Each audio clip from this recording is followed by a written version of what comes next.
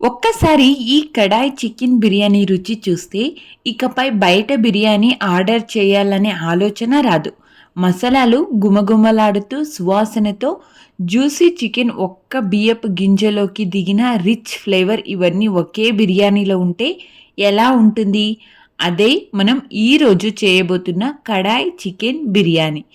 ఈ వీడియో చివరి వరకు చూస్తే హోటల్ స్టైల్ బిర్యానీని ఇంట్లోనే సింపుల్గా పర్ఫెక్ట్గా ఎలా చేయాలో ప్రతి స్టెప్తో నేర్చుకుంటారు. మధ్యలో చెప్పే చిన్న చిన్న టిప్స్ మిస్ అయితే అదే రుచి రాకపోవచ్చు. కాబట్టి వీడియోను చివరి వరకు తప్పకుండా చూడండి. ఇక్కడ బాసుమతి బియ్యం పాతదైతేనే బిర్యానీ బాగొస్తుందండి. అలాగే చికెన్ను ఎక్కువసేపు మ్యారినేట్ చేస్తే రుచి కూడా అద్భుతంగా ఉంటుంది. ఈ కడాయి మసాలా తాజాగా చేసుకుంటే రెస్టారెంట్ ఫ్లేవర్ వస్తుందండి. అందుకోసం మనం ఈ కడాయి కోసం బిర్యానీ మసాలాని మనం ఇప్పుడు ఫ్రెష్గా అయితే ప్రిపేర్ చేసుకుందాం. ఇప్పుడు దీనికి కావాల్సిన ఇంగ్రీడియంట్స్ అయితే చూసేద్దామండి. 2 table spoon coriander seeds, 1 table spoon cumin, 8 to 10 black pepper, 5 నుంచి 6 గ్రీన్ చిల్లీలు, అలాగే రెడ్ చిల్లీని కూడా వేసుకుందామండి. కొద్దిగా ఫినాయిల్ సీడ్స్, అలాగే వెల్లుల్లి రెబ్బలు, కొంచెం దాల్చిన చెక్క, కొద్దిగా కొత్తిమీర. ఇక్కడ ముందుగా నేను ఇక్కడైతే ఇప్పుడు ఒక ప్యాన్లో ఇందులోకి ఆయిల్ అనేది కొంచెం స్ప్రే చేశానండి అంతే. నేను ఎక్కువ యూజ్ చేయట్లేదు ఆయిల్ అనేది. ఇక్కడ ధనియాలు, జీలకర్ర, మిరియాలు, ఎండుమిర్చి, సోంపు వేసి తక్కువ మంటపైని వేయించండి. అప్పుడే ఆ సువాసన అనేది వచ్చిన వెంటనే చల్లార్చి కొద్దిగా పొడి చేసుకుంటే ఆ ఫ్రెష్ కడాయి మసాలాలని ఈ బిర్యానీకి అస్సలు సీక్రెట్ అని చెప్పొచ్చండి. నేను ఇక్కడ పేస్ట్‌లా అయితే ప్రిపేర్ చేసుకుంటున్నానండి. నేను ఇప్పటికి మాత్రమే ఇది యూజ్ చేస్తున్నాను. సో, అలాగే ఇందులోకి నేను పచ్చిమిర్చి, అలాగే కొత్తిమీరని కూడా వేశాను కాబట్టి, సో, ఇందులోకి కొద్దిగా అనేది వాటర్ ఏసుకొనేసి మంచిగా బ్లెండ్ చేసుకొనిద్దామండి. ఇలా ఫైన్ పేస్ట్ చేసుకొని పక్కనైతే పెట్టుకుందాం ఈ మిక్స్చర్‌ని. ముందుగా ఈ చికెన్ను బాగా కడిగి నీరు పూర్తిగా తొలగించండి. నీరు పూర్తిగా తొలగించిన తర్వాత నేను ఇక్కడ ఫ్రైడ్ ఆనియన్స్ అయితే వేసుకున్నానండి. ఎక్కువ ఆయిల్ అనేది యూస్ చేయకుండా కొద్దిగా ఆయిల్ అనేది స్ప్రే చేసేసి నేను కొంచెం మెత్తగానే ఫ్రై చేసుకున్నానండి. అవి మంచిగా ఫ్రై అయ్యేంత వరకు. తర్వాత ఇందులోకి అల్లం వెల్లుల్లి పేస్టు, అలాగే పసుపు, ధనియాల పొడి, జీలకర్ర పొడి, గరం మసాలా, ఉప్పు, నిమ్మరసం, పుదీనా, కొత్తిమీర, అలాగే కొద్దిగా పెరుగుని వేసి బాగా కలపాలండి. దీనికి ఇక్కడ నేను రుచికి సరిపడా ఉప్పుని కూడా ఇప్పుడే యాడ్ చేస్తున్నానండి. ఎందుకంటే ముక్కలకు అనేది ఈ టైంలో మసాలా అనేది బాగా పట్టాలి. అప్పుడే బిర్యానీలో ఆ ముక్క తగులుతుంటే టేస్ట్ అనేది బాగా తెలుస్తుందండి. లేకుంటే బిర్యానీలో ఆ ముక్క అనేది చేదుగా, అంటే ఏది టేస్ట్ లేకుండా ఉంటుంది. సో, నేను చెప్పే ఈ ప్రాసెస్లో అయితే ఫాలో అయిపోండి. తర్వాత ఇందులోకి కొద్దిగా కొత్తిమీరని కూడా ఇక్కడ యాడ్ చేసేసి మంచిగా కలిపేస్తున్నానండి. ఈ మిశ్రమాన్ని కనీసం 45 నిమిషాలు లేదా 2 గంటలు మ్యారినేట్ చేస్తే చికెన్ చాలా సాఫ్ట్గా, జ్యూసీగా ఉంటుంది. తర్వాత మనం ఏదైతే పేస్ట్ చేసి పెట్టుకున్నామో ఓల్ గరం మసాలా, కడాయి మసాలా పేస్ట్ని అయితే దాన్ని కూడా ఇందులోకి యాడ్ చేసేసి మంచిగా కలుపుకుందామండి. అన్నిటినీ ఆ మసాలాస్ అనేది ఆ ముక్కలకి బాగా పట్టాలి. అలా కలుపుకుందాం. ఎప్పుడు 1 సంవత్సరం లోపు బాయిలర్ చికెన్ లేదా టెండర్ చికెన్ వాడితే బిర్యానీ అనేది జ్యూసీగా ఉంటుందండి. అలాగే చికెన్ను కనీసం 2 గంటలు ఇంకా మంచి ఫ్లేవర్ కోసం రాత్రంతా ఫ్రిడ్జ్లో మ్యారినేట్ చేయండి. మ్యారినేషన్లో పెరుగు ఎక్కువగా వేయొద్దు. ఎక్కువైతే బిర్యానీ అనేది తడి అవుతుంది. తర్వాత మనం ఇక్కడ కడాయి మసాలాలను ఫ్రెష్గా వేయించి పొడి చేస్తే రెస్టారెంట్ స్టైల్ అరోమా వస్తుందండి. అలాగే మసాలాలను తక్కువ మంటపై వేయించాలి. ఎక్కువ మంటపై వేయిస్తే కాలిపోయి చేదు రుచి వస్తుంది. టమోటాలు పూర్తిగా మెత్తబడిన తర్వాతనే చికెన్ వేయాలండి. అలాగే ఉల్లిపాయలను గోల్డెన్ బ్రౌన్ అయ్యే వరకు మాత్రమే వేయించాలి. ఎక్కువ వేయిస్తే కాలిన రుచి వస్తుంది. అలాగే మనం ఇక్కడ ముక్కలంతా మసాలాస్ అయితే బాగా పట్టించాం కదండి. ఇప్పుడు మూత పెట్టేసి ఫ్రిడ్జ్లో పెట్టి మ్యారినేట్ చేసుకుందామండి 2 అవర్స్ దాకా. ఈ టైంలోనే మనం బాస్మతి రైస్‌ని కూడా వాష్ చేసుకొని సోక్ చేసుకుందామండి. ఇలా సోక్ చేయడం వల్ల బాసుమతి రైస్ అనేది ఏజ్డ్ బాసుమతి రైస్ వాడితేనండి గింజలనేది పొడవుగా ఉంటాయి. అలాగే విడివిడిగా వస్తాయి. బియ్యాన్ని కనీసం 30-40 నిమిషాలు నానబెట్టడం తప్పనిసరి అండి. బియ్యాన్ని 70% మాత్రమే ఉడికించాలి. పూర్తిగా ఉడికితే దమ్‌లో మెత్తగా అయిపోతుంది. బియ్యం ఉడికిన నీటిలో ఉప్పు కొంచెం ఎక్కువగా ఉండాలి. అప్పుడే బియ్యానికి సరైన రుచి అనేది వస్తుంది. తర్వాత దమ్ కోసం మనం మూత పెట్టిన తర్వాత చివర్లో ఒక స్పూన్ నెయ్యి వేస్తే రుచి. పెద్ద కడాయిలో నూనె, నెయ్యి వేడి చేసి అందులోకి కొద్దిగా ఫినైల్ సీడ్స్ వేసేసి తర్వాత ఇందులోకి మనం ఆనియన్స్‌ని కూడా యాడ్ చేసేసి అవి బంగారు రంగు వచ్చే వరకు వేయించండి. తర్వాత ఇందులోకి మనం ఇవి బాగా చిటపటలాడాలండి.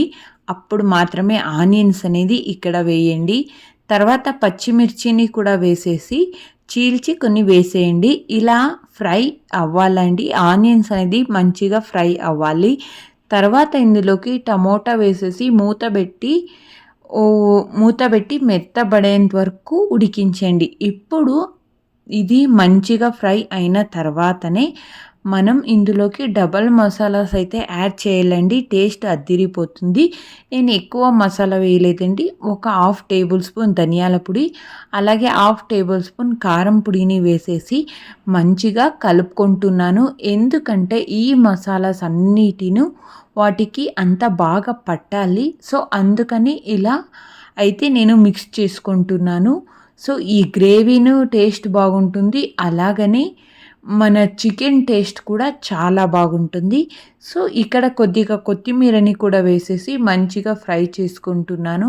ఇలా ఫ్రై చేసుకున్న తర్వాతనే మనం మ్యారినేట్ చేసిన చికెన్ ఏదైతే ఉందో అది మీడియం ఫ్లేమ్ మీద 10 నిమిషాలు కలుపుతూ ఉడికించుకోవాలి. ఇక్కడ మ్యారినేట్ చేసిన చికెన్ వేసిన తర్వాత మేము హై ఫ్లేమ్‌లో 10 నిమిషాలు కలుపుతూ ఉడికించాలండి. తర్వాత మూత పెట్టి చికెన్ 80% ఉడికే వరకు మీడియం ఫ్లేమ్‌లో ఉడికించండి. ఇప్పుడు తయారు చేసుకున్న కడాయి మసాలా వేసిన తర్వాత నేను కొంచెం అది పక్కన పెట్టుకున్నాను కదండీ మసాలా అనేది, దాన్ని వేసేసి కలుపుకుంటున్నాను. ఇది బాగా కలుపుకోవాలండి. కొద్దిగా మనం ఏదైతే పేస్ట్ చేసామో దాన్ని వాటర్ అనేది కొద్దిగా వేసేసి క్లోజ్ చేసేసి మీడియం ఫ్లేమ్‌లో అయితే ఉడికించుకోండి. ఇప్పుడు 10 మినిట్స్ తర్వాత సో అప్పుడు చికెన్ అనేది జ్యూసీగా కొంచెం క్రిస్పీలాగా పర్ఫెక్ట్‌గా అయితే వస్తుంది.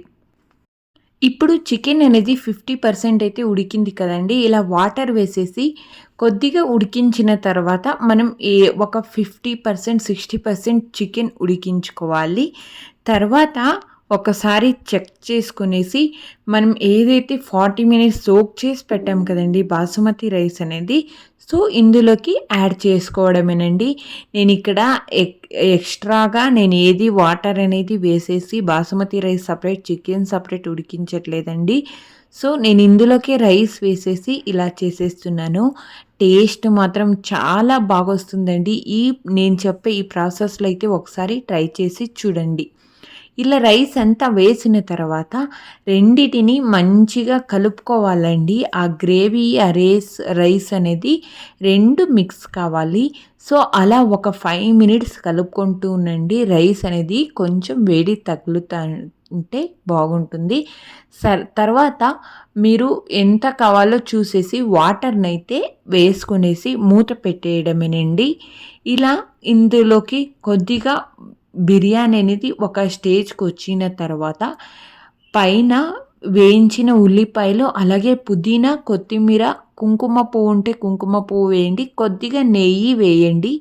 అలాగే కొద్దిగా రుచికి సరిపడా ఉప్పుని కూడా బాసుమతికి కొంచెం ఎక్కువగానే సాల్ట్ పడుతుందండి. సో చూసేసి సాల్ట్‌ని కూడా యాడ్ చేసుకోండి. దమ్ సమయంలో మూత బిగిగా మూసి ఆవిరి బయటకు రాకుండా చూడాలి. కడాయి కింద తవ పెట్టి దమ్ ఇస్తే అడుగు బాగా కాలిపోదు. 25-30 నిమిషాలు చిన్న మంటపై మాత్రమే దమ్ ఇవ్వాలి. దమ్ జరుగుతున్నప్పుడు మూత తరచు తీయకండి. చివర్లో ఒక స్పూన్ నెయ్యి వేస్తే రుచి, వాసన రెండు పెరుగుతాయండి. కొద్దిగా కుంకుమ పువ్వు, పాలు లేదా rose water plus cover water వేస్తే హోటల్ స్టైల్ అరోమా వస్తుంది. ఇందులోకి పుదీనా, కొత్తిమీర ఫ్రెష్గా వాడండి. అలాగే దమ్ పూర్తయిన తర్వాత 10 నిమిషాలు రెస్ట్ ఇవ్వండి.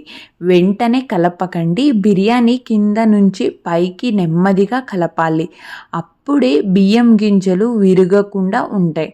ఉల్లిపాయతో రైతా, మిర్చి సాల్ని లేదా ఉడికించిన గుడ్లతో సర్వ్ చేస్తే రుచి మరింత పెరుగుతుందండి. అలాగే నూనెతో పాటు నెయ్యి కలిపి వాడితే రిచ్ టేస్ట్ వస్తుంది. చికెన్ను ఎక్కువగా సేపు ఉడికించవద్దు, లేదంటే గట్టిగా మారుతుంది. కడాయి మసాలా పొడిని చివర్లో వేయడం వల్ల దాని అసలు సువాసన అనేది నిలుస్తుంది. బిర్యానీకి వాడే నీరు, ఉప్పు, మసాలా సమతుల్యంగా బ్యాలెన్స్ అయితేనే పర్ఫెక్ట్ రుచి అనేది వస్తుందండి. బిర్యానీని మరుసటి రోజు వేడి చేసి తింటే కూడా ఫ్లేవర్ ఇంకా బాగా కలిసిపోతుంది. 30 నిమిషాల తర్వాత మూత తీసిన వెంటనే వచ్చే ఆ సువాసన నిజంగా ఆకలిని రెట్టింపు చేస్తుంది. బిర్యానీని నెమ్మదిగా కలిపి రైతాతో, ఉల్లిపాయ సాలెడ్తో, ఉడికించిన గుడ్లతో లేదా మిర్చికా సాలెడ్తో సర్వ్ చేయండి. చూడండి ఫ్రెండ్స్, ఇలా చాలా ఈజీగా ఇంట్లోనే రెస్టారెంట్ స్టైల్లో కడాయి చికెన్ బిర్యానీ అనేది సిద్ధమైంది. ఒక్కసారి ట్రై చేస్తే మళ్ళీ మళ్ళీ ఇదే రెసిపీ చేయాలని అనిపిస్తుందండి. అలాగే ఈ వీడియో మీకు నచ్చితే ఒక లైక్ చేయండి, మీ ఫ్రెండ్స్తో షేర్ చేయండి. ఇంకా ఇలాంటి టేస్టీ అండ్ తెలుగు వంటకాల కోసం మా ఛానల్ని సబ్స్క్రైబ్ చేసి బెల్ ఐకాన్ నొక్కడం మర్చిపోవద్దు. మళ్ళీ మరో సూపర్ రెసిపీతో కలుద్దాం. అప్పటి వరకు happy cooking. Thank you for watching.